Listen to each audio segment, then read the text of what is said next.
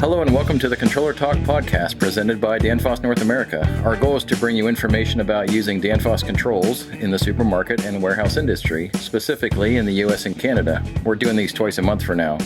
You can catch these podcasts wherever you get your podcast, and it's also available through the Danfoss Ref Tools app. For the video version, check us out on the Danfoss North America YouTube page.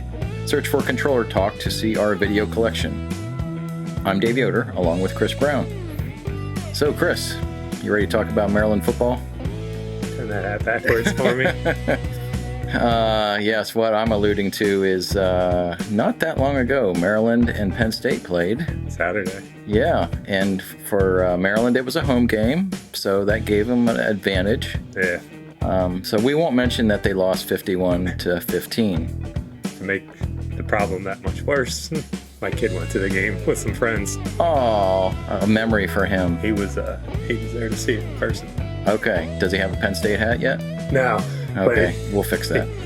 He did get to play catch with a couple of players on the sideline. So okay. Maybe not as much spite as I had 2 weeks ago.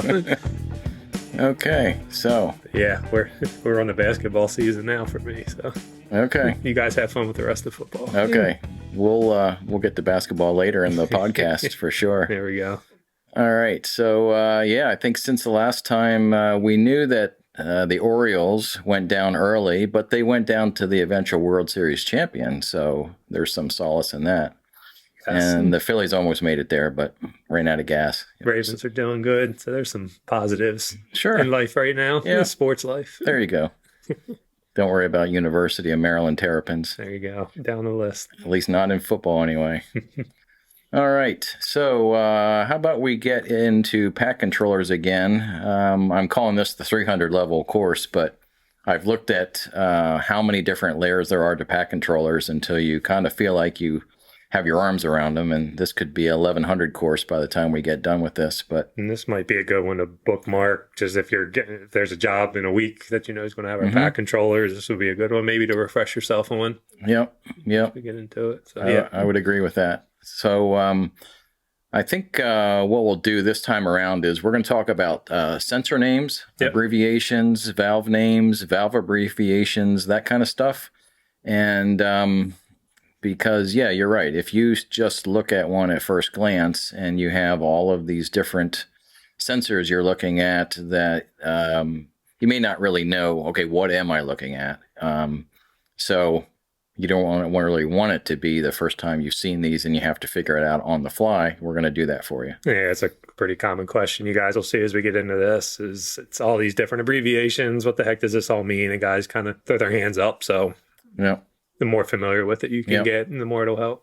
Right. So I'll go down the list of sensors. We'll talk about some valves, a little bit of HeatReclaim, and then you can chime in with some additional information or if anything I skipped over or missed. Yep.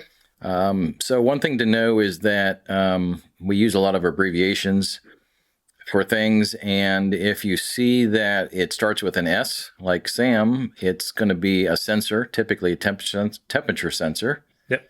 And if it starts with a P, that's for a pressure transducer. And if you see it starts with a V, that's for a valve. And that's going to be typically a stepper valve. Yeah, some type of a percentage usually for an opening degree. Right? Yep. So some of these may not be completely intuitive. Other ones might be, but once you get used to seeing it, it's like anything else. It kind of sticks with you. Yeah. So let's start with the outdoor temp sensor, the one that's used for gas cooler control.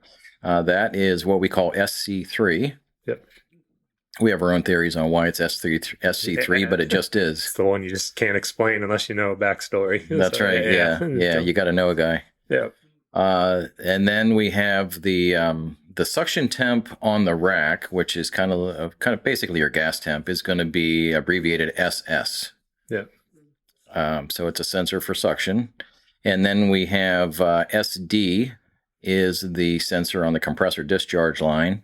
And there's going to be one for each suction manifold, you might say, or compressor group. Low temp, medium temp, parallel. Yep. Right. Could be low temp or intermediate or medium temp. Yep. Yep. So that's SD. And we can we can take actions on that, right? Not just alarm if it gets high. So that'll show, there's going to be a setting in the pack controller, and if you exceed it on that sensor, it's going to shut the compressors down. Okay. So that is an actionable sensor, not just a monitoring point for Gotcha. Okay.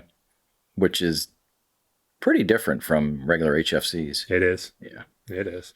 And then the last one in the S group that we'll talk about for now anyway is the gas cooler line, but it's the outlet from the gas cooler. That's SGC.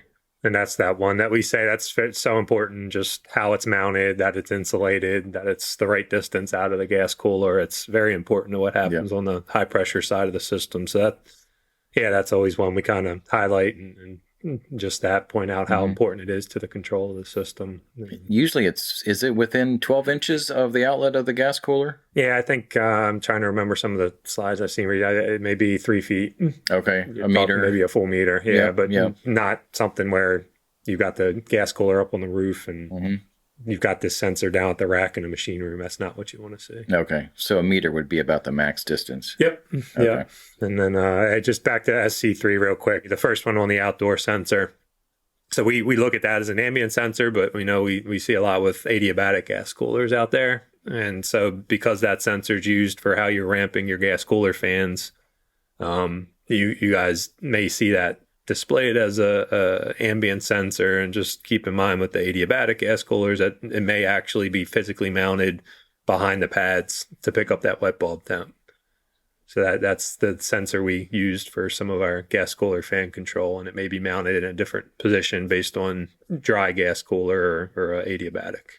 And sometimes, depending on where it's mounted, you can get it to work. But if you want it to work as efficiently as possible, then that's when the location matters. Yep.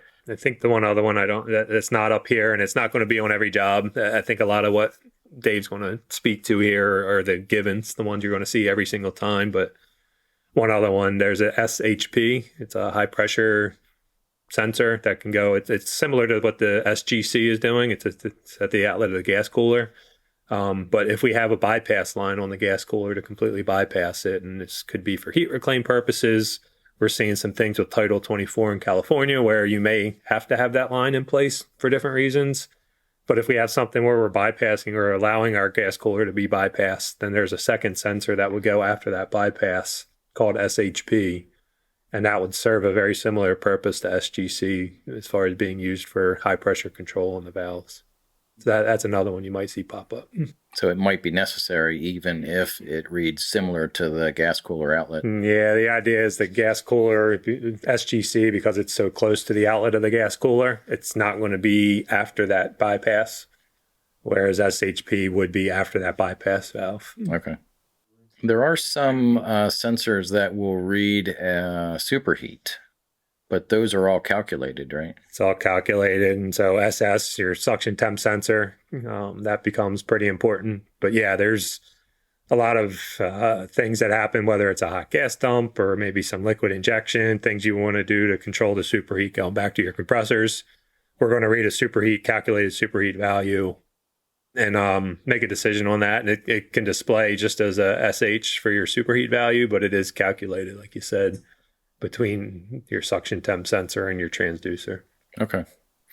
And there are a few of these sensors that are going to be directly from a pressure transducer. Like if you see a PO, that is your suction pressure on any given suction manifold.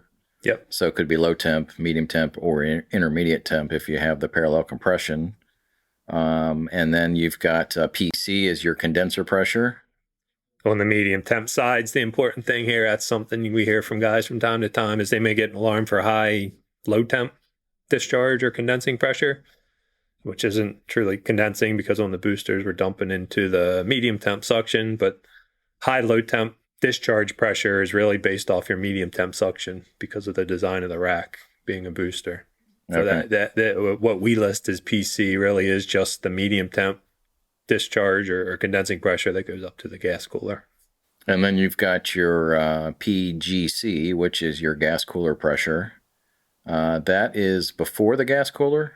That's going to be after the gas. That's Okay. at the outlet of the gas cooler. This one, it's not as crucial in the actual location in terms of the like the SGC being within a meter.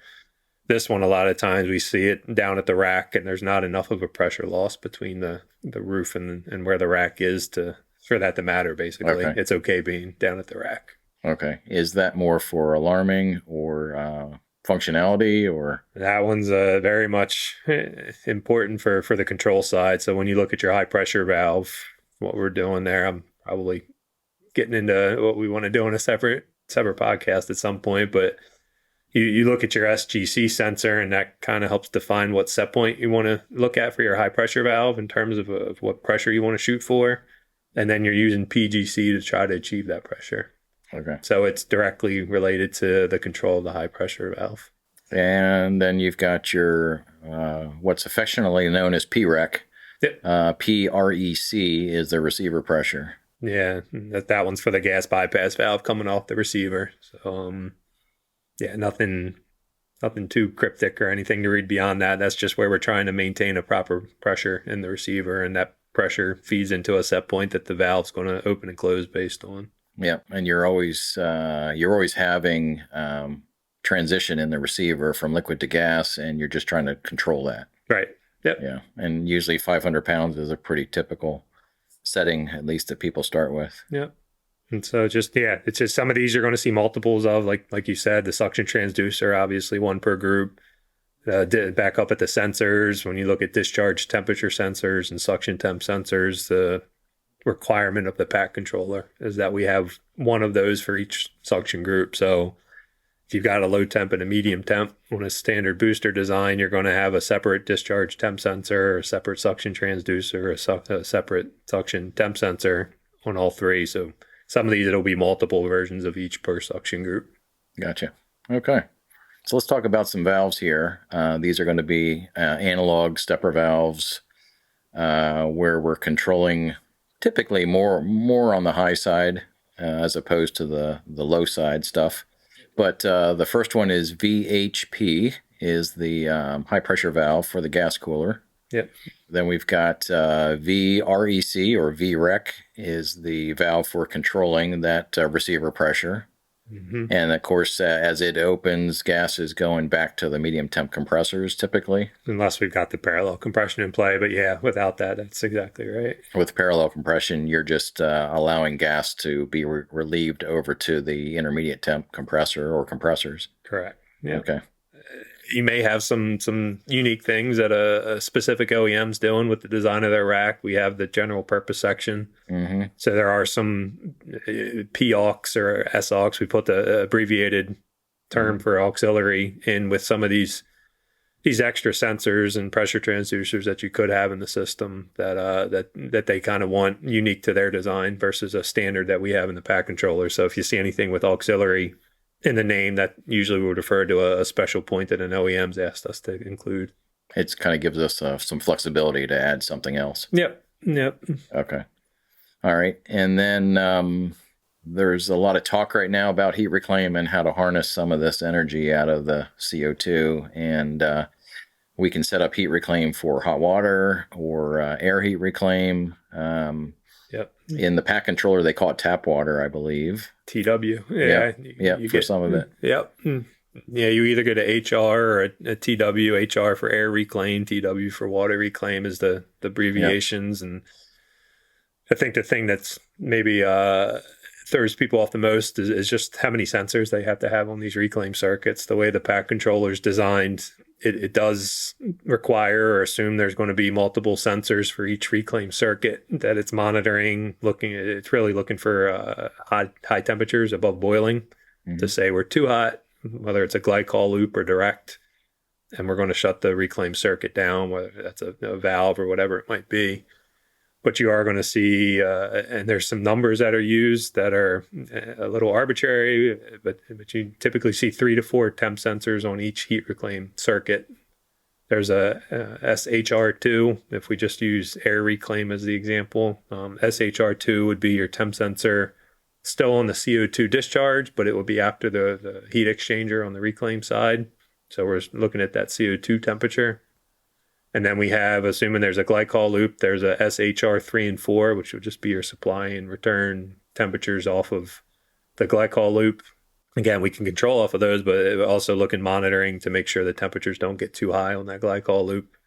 And then if you wanted an additional sensor, optional, to control off of for your reclaim as far as modulating your valve, then there could also be an SHR8 that's used for the control side. So you're talking 3-4 extra sensors on top of what you would have otherwise not had if it wasn't for the reclaim that we do have to account for. And again, HFC systems, it's usually not that many sensors, right? Right. So it's something that throws guys off a little bit, saying, oh, I didn't realize I needed all these sensors in there that I didn't have before. And the algorithm won't work if you don't have them all. Exactly. It'll just leave the reclaim circuit shut down.